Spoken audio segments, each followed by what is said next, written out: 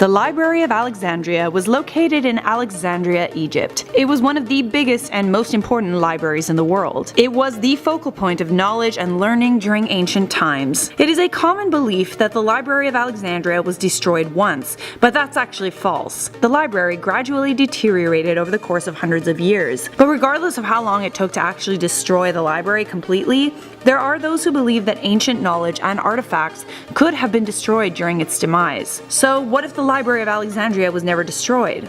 That's the question we are asking right now on Life's Biggest Questions. Hello and welcome back to Life's Biggest Questions, the channel that asks the fundamental questions of life.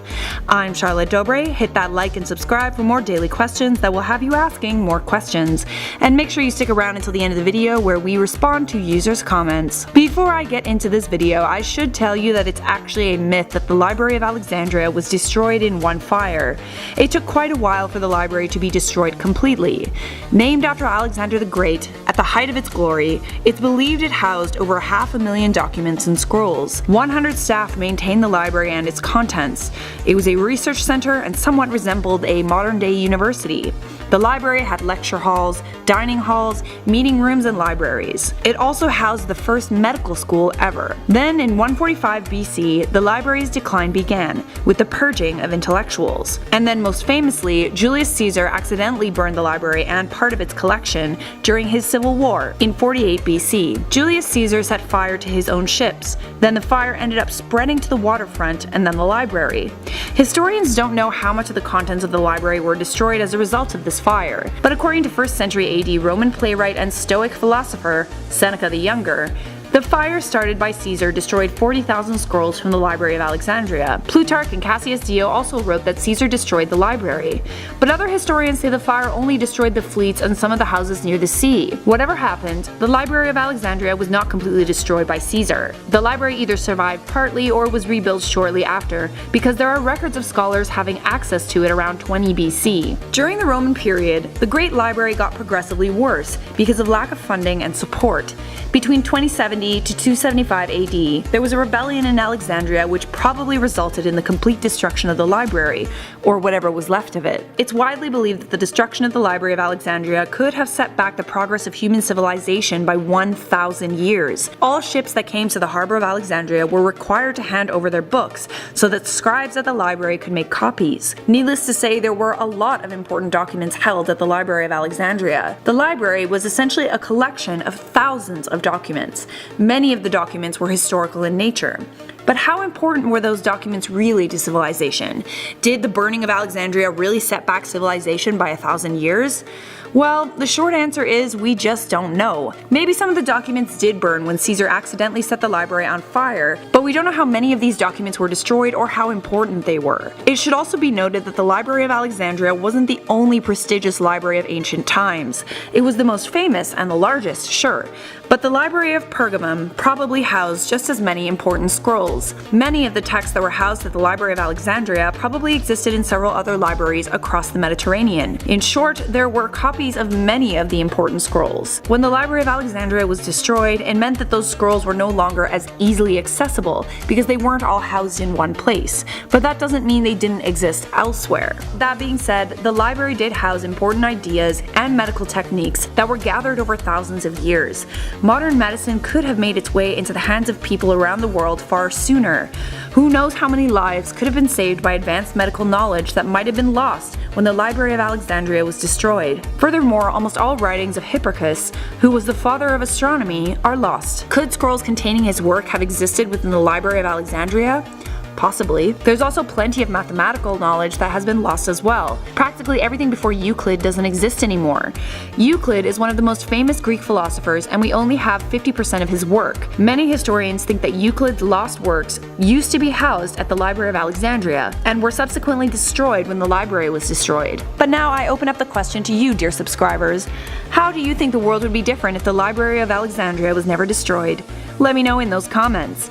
Hello and welcome back to Life's Life's Biggest Questions. I'm Charlotte Dobre, and today's question is, how were the Egyptian pyramids built? The Egyptian pyramids at Giza were built thousands of years ago, between 2589 to 2504 BC. Their main purpose was to serve as tombs that would contain the remains of royal families and officials. The pyramids are hundreds of meters tall. It took 10,000 workers 30 years to build a single pyramid. In comparison, Notre Dame Cathedral in Paris took 200 years to complete. The pyramids are colossal examples of ancient engineering and would be a challenge to replicate even with today's technology. The Egyptian pyramids at Giza are aligned almost precisely, so that when you look at them from above, they form a line. There is a theory called the Orion correlation theory that suggests that the pyramids at Giza and the constellation of Orion's belt are directly correlated. The stars of Orion were associated with the Egyptian god Osiris, the god of rebirth and afterlife. So who built these amazing pyramids? It was long believed that the pyramids were built by slaves. The ancient Greek historian Herodotus once described the pyramid workers as slaves, and the myth was perpetuated in Hollywood movies. But in fact, the people who built the pyramids at Giza were not slaves. 4,000-year-old tombs discovered by a tourist on horseback in the 90s are said to have belonged to the pyramid workers who were paid laborers, not slaves. The workers may have lived in simple houses near the pyramids,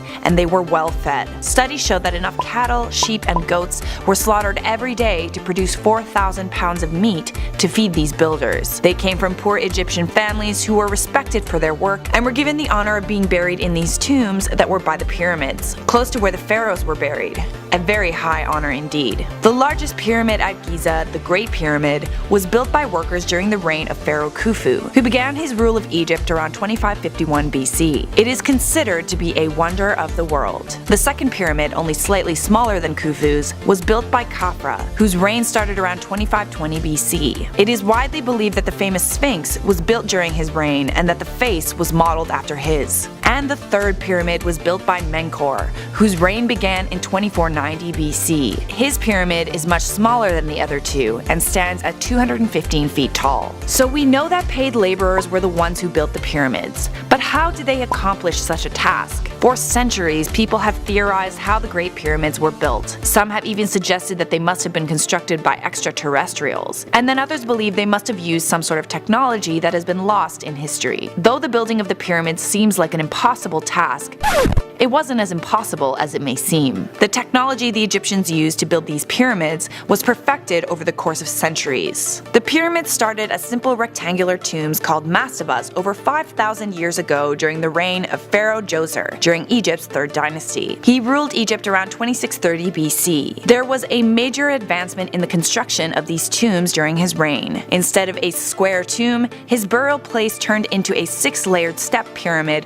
with underground tunnels and chambers. The cores of the pyramids were made up of limestone, and better quality limestone would compose the outer layer, giving them a white or cream color that could be seen across the desert. Little of this outer layer of limestone remains to this day. Much of it has been reused for other building projects in Egypt over the course of history. To start the process of breaking away the limestone, workers used copper chisels. Then massive dolerite pieces of rocks called pounders were used to break the stone apart. 60 to 70 men would pound out the stone, and then at the bottom they inserted wooden pegs into the slots they had cut, and then they filled those slots with water. The pegs would eventually expand, forcing the stone to split. The block then slid down onto a waiting boat. The workers then had to find a way to move these massive stone blocks across the desert sand, which seems next to impossible. Moving a heavy object across sand would result in the blocks gathering sand at the front, preventing the object from moving. Not a lot of information exists on how they were constructed, so scientists have had to piece together clues and make educated guesses. The best guess is that the sand that the Egyptians pulled the blocks across must have been wet. If the sand was dry, it would be much harder to pull these blocks, requiring more force and ultimately more workers. Not only that, but the blocks were placed on sledges that could be pushed or pulled by workers. Wetting Egyptian sand and even adding oil would reduce the friction immensely. There are scenes that exist in ancient Egyptian artwork that show water being poured in front of the sledges. Once the stones arrived at the pyramids, a system of ramps were used to haul the stones up, and then they were put in place. But Egyptologists are still quite uncertain how these ramps were designed, or how they worked. Very little evidence of these ramps exists today. It is expected that new data may come from the Scan Pyramids mission, which is a program where researchers at 3 different universities are scanning and reconstructing the pyramids using a variety of technologies. Scientists hope that this initiative will not only help figure out how the pyramids were constructed, but also if there are any hidden chambers within them that we don't yet know about. To the best of our knowledge, this is how the pyramids were built. Aliens! I start off every alien video like that just because, you know, they're a lot of fun. The meme will never get old, and I'll never know what the guy's name is.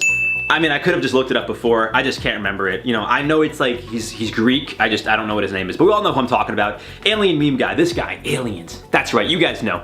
Maybe I'll be the new version of that meme yelling science. Either way, guys, today on Life's Biggest Questions, we're talking about 2 of my favorite things of all time. Let's do it, baby. We're talking about some science and some aliens, baby. Let's go. I'm so excited. More specifically, we're going to crush a question that people for many years have pondered. Did aliens build the pyramids? I was told something incredibly different in Hebrew school, but hey, even I'm a little interested in this one. Do you guys get what I'm saying? Okay, bad joke. All right, smash the like button and let's get into this one. So the idea or theory, as some have called it, that aliens are responsible for building the ancient pyramids that have been erected for thousands of years. I just wanted to use the word erected in a sentence and I did, so nice. Getting back to Egypt, well, it seems this idea that the aliens are responsible for pyramids has been around for quite some time now. Given that back then society didn't have the technology it currently has available, skeptics all over the world have questioned how the pyramids were built and have remained intact after all these years. I mean, it's not like 4,500 years ago they had excavators to dig into the ground, wrecking balls to knock stuff over, and forklifts to help move stuff around. No. Instead, the people of Egypt were the ones responsible for building said pyramids, or so the story goes. Now, truth be told, in Hebrew school, we were told we were the ones who built the pyramids, but I don't know, it seems over the years that claim has been argued time and time again, and the story of Jews being slaves has been told over the dinner table during a holiday or in the movie theater. So, if that tells you anything, there's that. I don't know. But in the 90s, the tombs of those believed to have built the pyramids were discovered, and archaeologists were under the impression that not only were those that built the pyramids not enslaved, but they were actually treated pretty well. The discoveries also led beliefs to the claim that the workers were well fed, and appeared to work in groups, which was discovered on the inside of some pyramid blocks in an attempt to be hidden. There was some secret messaging of groups or gangs written on the walls. Either way, whether this was simply someone from the past trying to leave a message for those in the future, or maybe just the aliens trying to throw us off the trail, either way, it's a pretty cool find. However, it seems between all the Hollywood films depicting slaves making the pyramids, as well as a tweet from none other than Elon Musk, well, this idea that the Egyptians built the pyramids is one of the last things on people's minds. Even if you don't know much about the story of the Jews being enslaved in Egypt, long story short, the story goes they were forced to build pyramids and then God let them out. So the story goes. But it seems more people are in the camp of aliens, more so than slaves, especially with the somewhat recent discoveries, which appears to prove that slaves weren't in fact responsible for the pyramids. It seems the same can't be said for aliens. How could one prove that aliens didn't make them? An argument one could make is that if you can't prove something happened, then it didn't. However, the opposite could be said, with people claiming just because you can't prove the aliens didn't make the pyramids doesn't mean they didn't. In fact, prove that they didn't. And sometimes when people really want to believe something, they will. They'll find a way to believe it regardless of how outlandish or illogical the reasoning may be. Now, going back to Elon, well, as we know, he's become a meme himself. On one end, you have a very intelligent entrepreneurial businessman who, aside from being incredibly wealthy, is known for pushing the limits of what's possible for our society. Great examples of this would be rolling out electric cars in the form of Teslas, which, although hybrids and electric cars have been a thing for a while now, Elon made them cool. People make fun of people with hybrids. No one chirps someone in a Tesla.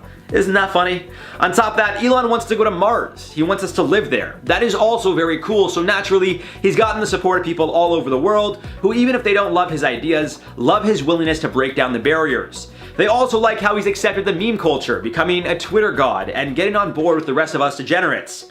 In an essence, Elon is the king bro, and all the bros, they just want to milk him. Literally, they want like a cow. They want to milk him and drink his, oh, that's going a little far. But the bros love Elon's milk. So what does that have to do with aliens? Well, back in July of 2020, Elon randomly decided to tweet out, I quote, "Aliens built the pyramids of..." That's it. That's all it took for over 80,000 people to retweet Elon's words and have all of their followers also believe aliens built the pyramids. obviously. Now, just because you tweet something or retweet something doesn't necessarily mean you think it's true. Elon was likely just trolling as he always does, just poking fun at a wacky situation. But I'm sure of the 80,000 plus retweets, a handful of those who saw the original tweet started thinking, maybe he's right. Maybe he's onto something. In response to this original tweet, Egypt's Minister of International Cooperation, Reina Al-Mazhat, tweeted to the SpaceX founder, I quote, "I follow your work with a lot of admiration. I invite you and SpaceX to explore the writings about how the pyramids were built and also to check out the tombs of the pyramid builders. Mr. Musk, we are waiting for you." Elon would follow up his tweets with a few others, including information about the pyramids and a BBC article which sums up everything nicely, as per Elon. So to wrap this one up, did the aliens build pyramids? No, it was the it was just regular workers who apparently got paid and fed pretty well. Archaeologists cite not only the conditions that the workers were buried as a reason to believe they weren't slaves, but also the fact that they were buried near the pharaoh's tomb. Now again, this is just our understanding of it. Maybe we're totally wrong and the aliens did build everything, set up the tombs and such to fool us. We'd never really know. But as Karen Douglas, a professor of social psychology at the University of Kent, explained, I quote, "The most popular conspiracy theories are those which can't be proven wrong, or theories that mainly just ask questions about what happened." Okay, Karen. Of course, if there is no definitive way to fully prove something, then how could the person or people questioning said evidence be proven wrong? It's a very interesting take and ultimately means with anything in life, we decide what's worth believing or not based on how much weight we want to give what we know. Meaning to some, aliens did build the pyramids, and to others, there's proof it was people. But who knows if we'll ever truly know. As always, the Egyptian gods are some of the most fascinating and are shrouded in an almost magical mystery. But what if we still believed in them today? What if they were real? Hello and welcome back to Life's Biggest Questions. I'm your host Rebecca Felgate, and today I'm asking, what if the Egyptian gods were real? Before we get into this video, I want to hear from you. Let me know what you think life would be like if the gods of ancient Egypt walked among us. Also, please do hit that thumbs up button if you enjoy our questions. So, the Egyptian gods had their heyday thousands of years ago as the civilization of ancient Egypt flourished. Then buried for millennia, these days people learn about the gods through history. But what if they made a resurgence and we came to the realization that actually they're real? Well, first thing is first, we would need to adjust our beliefs on the beginning of the universe. It is thought that the universe was born out of a watery mass of deep nothing and life sprang forth from it, calling the abyss itself none. In Egyptian mythology, like with many other ancient religions, there is not just one god, there are many. The god of creation that we can thank for our mortal coil would be Ptah, who is said to have breathed life into the earth. I guess if he was real and available for chats, we could find out the answer to the alien question by asking him whether he saved that life-giving breath for Earth or whether he breathed on any other big rocks. If the Egyptian gods were real, perhaps we would treat animals with a little more respect. Gods Horus and Thoth have the heads of birds, goddess Hathor is a cow, whilst Tawet is a hippo goddess. What this means for half human, half animal breeds in the realms of reproductive possibility, who knows? Speaking of animals, if the Egyptian gods were real, cats would rule the school, nay, the world. Who run the world? Cats. The ancient Egyptians domesticated cats and celebrated felines for their godlike awesomeness. The punishment for killing a cat in ancient Egypt was death by stabbing, so it wouldn't be long these days before the world found the lady who put the cat in the bin and mounted her head on a spike. All households would probably have a resident cat, which means the population of mice and rats would deteriorate, although fleas might well be on the up. If the Egyptian gods were real, we would need to accept that both chaos and order are out of our mortal hands. Seth is the god for chaos, violence, deserts, and storms, and you don't want to get on the wrong side of him, as allegedly he killed the Egyptian lord of the underworld, Osiris. If gods are going around fighting and killing other gods, would we humans be spurred on to follow their example? Would world peace be out of the window? I wonder what Seth would think to nukes. Would he like them? I guess. But of course, as the Egyptians were about balance, there is a goddess of order. We would all be praying to Maat to end the madness. If we thought that natural disasters were a pain to deal with now, they would be much worse when the Egyptian gods came to town. The ancient Egyptians were known for their struggles with plague, floods, fires, and general pestilence problems. Pesky pestilence. In ancient Egyptian literature, it seems that many of the gods ruled earthly kingdoms, and it is possible that they may wish to return to that way of life. Step down Trump, Merkel, May, Trudeau, Zhong and Jinping, Amun, ruler of Thebes, may be once again back in town looking to regain his influence. Building from that, if the Egyptian gods were real, where would this leave the modern-day stronghold of political power? Would we see a shift from the west back to the east? Would the arrival of Egyptian gods mean that Egypt was the new superpower? Questions. Musing on the problems in the east, I wonder how the Egyptian god Isis would feel about the jihadi terror cell using her name. Hopefully, she would come down hard on those murderous beheaders. Of course, if the Egyptian gods were real, our funeral arrangements would be a touch different. We would see an upturn in mummifications and the billionaires of the world would be investing in their own pyramids. How the other half live. The Egyptian gods were historically appeased by offerings and rituals, so we'd need to clear time in our schedules for a few sacrifices and some scheduled praising. Sounds kind of like exhausting, actually. Sure, we just spent a few minutes talking about what would happen if the Egyptian gods were real, but really, we could have just watched the Gods of Egypt trailer. Let's hope the reality of the Second Coming gets more than 15% on Rotten Tomatoes. Nobody wants divine intervention. The Roman Empire was one of the most powerful civilizations in history, dominating much of Europe from 27 BC until 476 AD when it fell to invading Germanic tribes. Throughout its existence, Rome left an indelible mark on European culture, with advances in engineering, law, art, and architecture. Its influence still resonates through modern society today, but what if things had gone differently and Rome hadn't crumbled into decline? Somewhere in a parallel universe, maybe there is an alternate timeline of history where the Roman Empire ruled Earth today. Imagine a world where Roman architecture dominates cityscapes, gladiator arenas are still a part of our culture, and ancient Roman traditions and government shape our modern society. Let's dive into this captivating scenario. The Roman Empire was one of the most powerful civilizations in history, dominating much of Europe from 27 BC until 476 AD, when it fell to invading Germanic tribes. Throughout its existence, Rome left an indelible mark on European culture with advances in engineering, law, art, and architecture. Its influence still resonates through modern society today, but what if things had gone differently and Rome hadn't crumbled into decline? Welcome to Life's Biggest Questions. Let's get right into it. If the Roman Empire never fell and continued to rule today, we would see a prevalence of Roman architecture and design in our cities.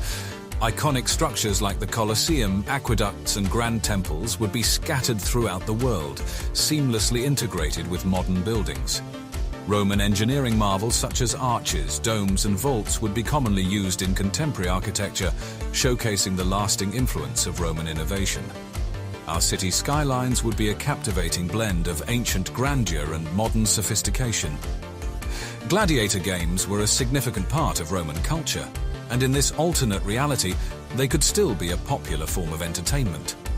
Modern-day gladiator arenas might feature advanced technology such as holographic simulations or virtual reality, offering spectators an immersive and thrilling experience.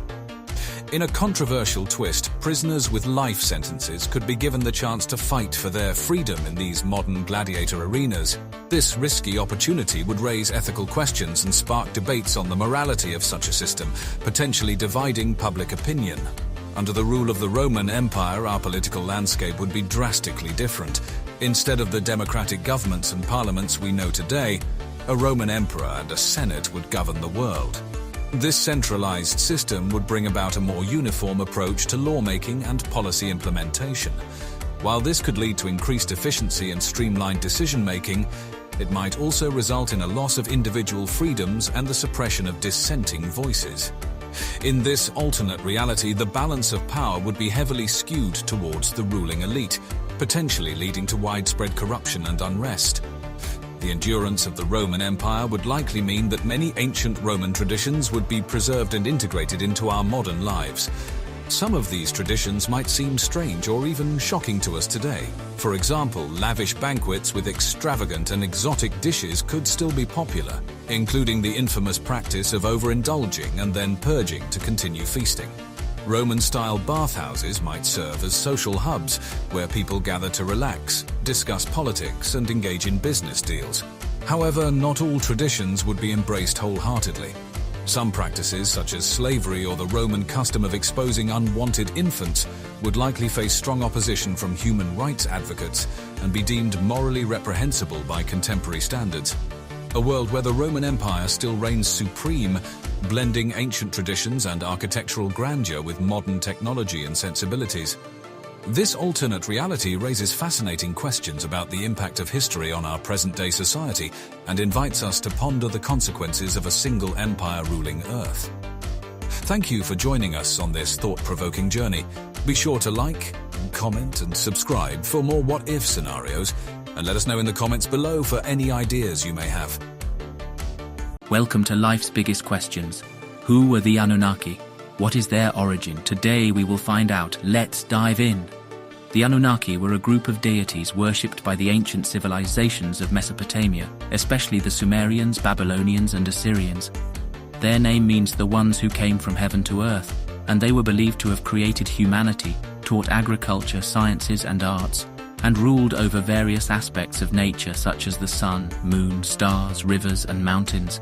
What was the origin of the Anunnaki? According to the Sumerian mythological texts, the Anunnaki were the offspring of An, heaven, and Ki, earth, who emerged from the primal chaos of Namu. They formed a council called the Agigi, but later rebelled against their leader Enlil and replaced his authority with their own. They also created a hybrid race by genetically engineering their own DNA with that of the native humans in order to have loyal servants to mine gold and other minerals. What were the attributes of the Anunnaki? The Anunnaki were often represented as humanoid figures with animalistic features such as wings, horns, or scales. They had supernatural powers, such as the ability to fly, to transform, or to control the elements. They also had complex personalities, ranging from benevolent to malevolent, from loving to cruel, from wise to ignorant. They were portrayed in myths as both creators and destroyers, as both friends and enemies of humans. What were the roles of the Anunnaki? The Anunnaki had various domains of influence, some of which overlapped or conflicted with each other. Enlil was the god of command, wind, and weather, who controlled the fates of individuals and nations. Enki was the god of wisdom, magic, and water, who protected humans from disease and disaster. Anu was the god of heaven, who symbolized the highest authority and dignity of the divine realm. Inanna was the goddess of love, fertility, and war, who embodied the feminine allure and power. How did the Anunnaki affect human civilizations? The Anunnaki were regarded as real and present forces in the daily lives of ancient peoples, who attributed successes or failures, prosperity or calamities to their whims or favors. Their myths and rituals shaped social norms, moral values, and cultural identities, and influenced the development of writing, architecture, astronomy, and astrology. Many of their concepts and symbols survived or evolved into later religions, such as Judaism, Christianity, and Islam, where they appear as demons, angels, or saints. What evidence supports the existence of the Anunnaki? The existence of the Anunnaki has been debated among scholars who have examined various sources such as archaeological artifacts, linguistic similarities, historical accounts, and mythological texts. Some argue that they are purely fictional entities invented by pre-scientific cultures to explain natural phenomena or to justify political and religious practices. Others suggest that they are based on actual encounters with extraterrestrial beings who visited Earth in the remote past, and whose influence is encoded in ancient myths and legends. What theories explain the motives of the Anunnaki? The motives of the Anunnaki have been speculated and interpreted in different ways, depending on the cultural or personal context of the interpreter. Some suggest that they were benevolent beings who wanted to uplift humanity by sharing their knowledge and technologies, and who only resorted to harsh measures when faced with disobedience or rebellion.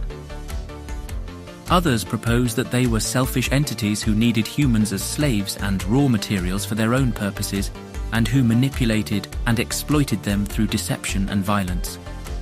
What controversies surround the Anunnaki? The topic of the Anunnaki has generated various controversies, especially in the fringe and alternative communities of modern times. Some claim that the Anunnaki are still present and active in shaping world events, through secret societies, government conspiracies, or hidden agendas. Others argue that the Anunnaki are responsible for everything from global warming to natural disasters, from genetic engineering to mind control, from UFO sightings to crop circles. Such claims lack empirical evidence and are often criticized as pseudoscientific or paranoid. What can we learn from the Anunnaki? The Anunnaki offer a fascinating glimpse into the human imagination and creativity, as well as the cultural diversity and complexity of our species. They show how ancient peoples tried to make sense of their environment, their identity and their destiny, and how they expressed their dreams and fears in art and literature. They remind us of the universal questions and dilemmas that still confront us, such as the origin and purpose of life, the nature and limits of knowledge, the relations between power and morality, and the balance between freedom and responsibility. I hope today's video was as interesting for you as it was for me. Please let me know any suggestions you guys might have down below. Beneath the sands of time lies the enigmatic world of the Sumerians, an ancient civilization that had a wealth of knowledge, invention, and mythology. Among their most compelling legacies is the intriguing pantheon of gods known as the Anunnaki, whose celestial origins and profound impact on the genesis of humanity continue to captivate our imagination. By exploring the intricate connections between the Sumerians, the Anunnaki, and the dawn of human existence, we embark on a fascinating journey that not only illuminates the past, but also offers a unique perspective on our own place in the grand tapestry of history. A welcome to Life is Biggest Questions. Let's talk about the Sumerians and how there is much stuff we are not being told. Let's dive in. The Sumerians have been the subject of fascination and intrigue for centuries. With an extensive history, fascinating mythology, and intricate connections to the origins of humanity, they have left an indelible mark on our understanding of ancient civilizations. The Sumerians were one of the earliest known civilizations in the world, emerging around 4500 BCE in Mesopotamia, present-day Iraq. They are often credited with creating the first known form of writing, the cuneiform script, and the development of the wheel, the plough, and early urban planning. The Sumerians established city-states such as Uruk, Ur, and Eridu, and their society was highly structured, with a complex system of government, religion, and social hierarchy. Central to Sumerian mythology was the pantheon of gods and goddesses known as the Anunnaki. According to Sumerian texts, the Anunnaki were divine beings who descended from the heavens to earth. They played a critical role in the creation of humanity, as well as shaping the course of human history. The most significant of these gods were Anu, the supreme deity and sky god, Enlil, the god of wind and storms, and Enki, the god of water and wisdom. These gods, along with others, were said to have created humanity to serve as laborers and help maintain the balance of life on Earth. The connection between the Sumerians, the Anunnaki, and the origins of humanity is an intriguing and complex one. According to Sumerian mythology, humans were created by the Anunnaki to serve as a labor force. This creation story is detailed in the ancient Sumerian poem, the Epic of Atrahasis. In the poem, the lesser gods, known as the Igigi, were tasked with performing manual labor to maintain the earth. However, after a period of time, they became exhausted and revolted against the Anunnaki. To resolve the situation, Enki, one of the higher-ranking gods, proposed the creation of a new race to perform the labor humanity. The gods used a mixture of clay and the blood of a slain god, Geshtoe, to create the first humans. Some researchers and authors, like Zechariah Sitchin, have put forth theories that suggest the Anunnaki were in fact extraterrestrial beings who visited Earth thousands of years ago. These theories propose that the Anunnaki genetically engineered humans by combining their DNA with that of early hominids. Proponents of these theories often point to the advanced knowledge and technology of the Sumerians as evidence of extraterrestrial intervention. Although these ideas are fascinating, it is essential to note that they are not supported by mainstream archaeology or history. However, the stories of the Anunnaki and their influence on humanity have persisted and continue to captivate the imagination of many. The Sumerians, their mythology, and their connection to the Anunnaki provide a captivating insight into the beliefs and culture of one of the world's earliest civilizations. As we continue to unearth more about their society, we can better ourselves. I hope you enjoyed our video today. Please let us know any ideas and suggestions you may have down below. If you're you're watching this, it must mean that the world hasn't ended yet. Nibiru or Planet X did not smash into Earth as predicted by conspiracists. And I have to say, here at Life's Biggest Questions, we aren't particularly surprised. But what of this mystery planet? Is it actually out there? And if so, did we just get lucky? Hello and welcome back to Life's Biggest Questions. I'm your questioner, Rebecca Felgate, and today we're asking, is Planet X real? So, how did the conversation of Nibiru or Planet X even start? Surely there must be some truth in it if we're talking about it. Although of course many people do talk about the Loch Ness Monster and Bigfoot, so is it folklore? And if so, where does it stem from? Well, a few places actually. It seems like Nibiru and Planet X have merged to become the same thing, but started out as two different entities. Planet X was said to have been discovered by an ancient Bronze Age race called the Sumerian. The Sumerian lived in the Middle East and were an intelligent race. Their mathematics is still used today. Allegedly, they were keen astronomers and observed a 12th planet in the solar system. So how do we know this? Well, a drawing made by the people back then. Of course, this was at a time millennia before the dawn of the telescope, so unless they had super space vision,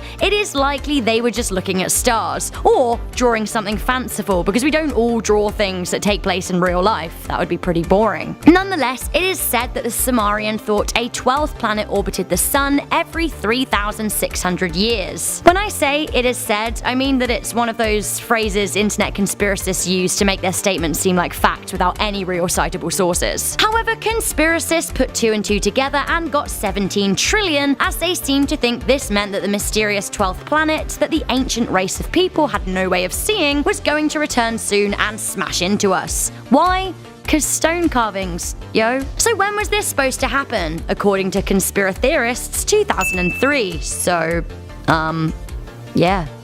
We're still here. Meanwhile, chatter of Nibiru began in the 1990s. The year 1995 saw the dawn of the accessible home internet, and it also saw the dawn of the internet troll and the forum warrior. All of a sudden, crack theorists were able to share their thoughts online for all to see. This is exactly what happened when Wisconsin's Nancy Lieder claimed that she was warned by aliens about a planet called Nibiru that would come and destroy Earth. The aliens were said to be from a different planet 39.17 light years from Earth, but of course, so far as we know, there are no habitable planets that close to us. Jumping on the Nibiru bandwagon, along came Christian numerologist David Meade, who tied up the concept of the planet neatly with his predictions for the rapture. Of course, it was he who claimed that the planet was to smash into Earth on September the 23rd, 2017, which of course we now know did not happen. Again. So what do actual cosmological experts have to say about the prospect of Planet X? Well, you may be pleased to know that NASA has a whole page dedicated to Nibiru and Planet X. A whole page debunking them, that is. One of the more decisive statements from their website reads, Nibiru and other stories about wayward planets are an internet hoax. There is no factual basis for these claims. If Nibiru and Planet X were real and headed for an encounter with Earth, astronomers would have been tracking it for at least the past decade,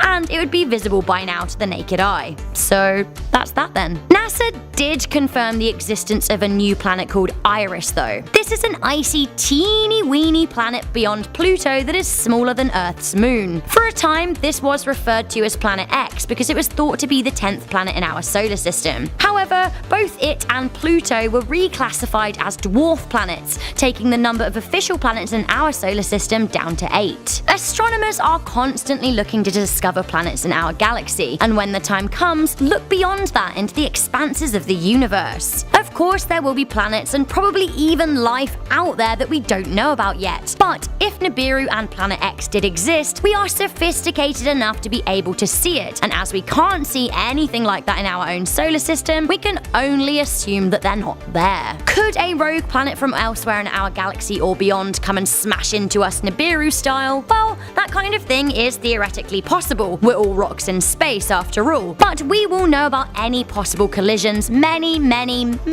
years before they ever happen. So I hope you guys feel a touch more informed about Planet X, Nibiru, and Iris. Planet X, also known as Nibiru, has long been shrouded in a veil of mystery and intrigue. It is believed to be a massive, elusive planet that lurks on the edge of our solar system, beyond Pluto's orbit. Some scholars speculate that Planet X was responsible for the extinction of the dinosaurs, while others believe that it could harbor alien life forms. Regardless of the controversy surrounding its existence, one fact is clear. The mere idea of a mysterious, undiscovered planet lurking in the periphery of our cosmic neighborhood is enough to captivate the imagination of scientists and layperson alike. In this article, we will explore the fascinating history and current evidence surrounding the elusive Planet X. Welcome to Life's Biggest Questions. Let's dive on in. Planet X is a hypothetical ninth planet in our solar system beyond the orbit of Neptune. The existence of this planet has been postulated based on the gravitational influence it has on other celestial bodies in the solar system. Some astronomers believe that it could be as big as 10 times the size of Earth, and could take up to 10,000 to 20,000 Earth years to complete one orbit around the Sun. The search for Planet X began with the discovery of Neptune in 1846. Astronomers noticed the wobbles in the motions of Uranus, Neptune, and some other objects, which they couldn't explain with the known planets. In 2016, astronomers at the California Institute of Technology, Caltech, announced that they had found evidence of a ninth planet beyond the orbit of Neptune. According to their calculations, this planet is about 10 times more massive than Earth and orbits the Sun once every 15,000 years. If Planet X exists, it could explain several anomalies in the outer solar system. For instance, why the Kuiper Belt, a disk-like region of debris beyond Neptune's orbit, has a lopsided distribution. Some astronomers believe that Planet X is responsible for shepherding the Kuiper Belt objects into their current orbits. The planet may also explain why some objects in the outer solar system are tilted at an angle relative to the rest of the planets, a phenomenon known as intrinsic tilt. The possible existence of Planet X has already caused much speculation in the scientific community. If it were indeed a gas giant, it could have up to 10 times the mass of Earth and be 4 times larger than Neptune. However, the exact composition and size of the planet are still unknown. In a study published in the Astronomical Journal, researchers at the University of Arizona suggested that the planet could be a rocky super-Earth with a mass 10 times that of Earth, contrary to popular belief that it is a gas giant. The search for Planet X is still ongoing. The researchers at Caltech use mathematical modeling and computer simulations to predict the planet's existence, but as yet no physical observation of the planet has been made. Astronomers are using powerful telescopes such as the Subaru telescope in Hawaii and the upcoming James Webb Space Telescope, JWST, to search for this elusive planet. The discovery of Planet X would not only deepen our understanding of our solar system, but could also have implications for the search for life beyond Earth. If it is confirmed as a rocky super-Earth, it could be a candidate for habitability. However, even if it is confirmed as a gas giant, it could still play a vital role in the ecology of the outer solar system via its gravitational pull on other celestial bodies. Despite the tantalizing hints of its existence, some astronomers remain skeptical of Planet X. Some believe that the anomalous behavior of the objects beyond Neptune could be explained by the presence of a swarm of small icy bodies rather than a large undiscovered planet. However, others argue that the anomalies are too significant to be explained by anything other than a large planet. If the existence of Planet X is confirmed, it would be a momentous discovery in the history of astronomy. It would represent a new class of planets in our solar system, unlike anything we have seen before. Whether it is a rocky super-Earth or a giant gas planet, it would provide insights into the formation and evolution of our solar system, and could even challenge some of our fundamental theories about the cosmos. I hope you enjoyed the video for today. Please let us know any ideas you may have in the comments down below.